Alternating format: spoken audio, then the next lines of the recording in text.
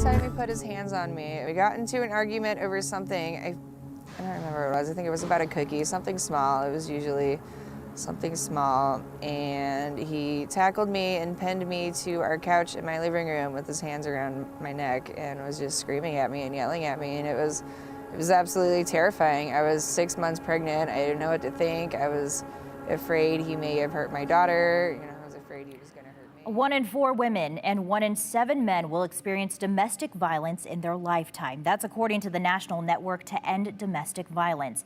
And the woman who you just heard from is Katie. Faces of Hope shared her story to spread awareness about domestic violence, and it comes as October is Domestic Violence Awareness Month. Just this week, the Garden City Police Department shared they have responded to 333 calls for domestic violence or domestic disturbance just this year. And the year isn't over. That's up about 140 calls from last year, which the police department says is concerning. Today we spoke with Lieutenant Tom Patterson with the Garden City Police Department about this. The uptick in domestic violence is really hard to put your thumb on. There's no bright line answer you can give as to why there's an uptick.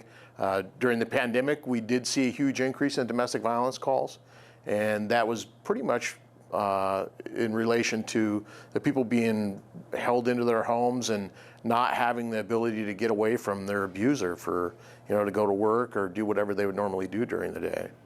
He also talked about how domestic violence calls are often some of the most difficult calls to respond to. Over my long career, I've responded to many domestic violence calls. Some of these are very volatile, very violent situations. It's very hard to see the impact to the victim, the impact to the children. They're very difficult scenes to go to.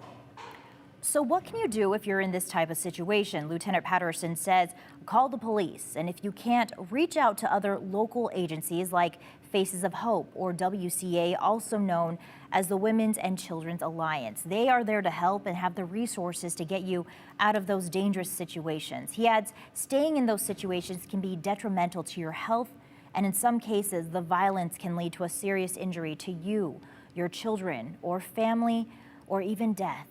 And if you suspect someone in your family or friend in this type of situation, you can also report it to law enforcement. Lieutenant Patterson says they take these calls very seriously.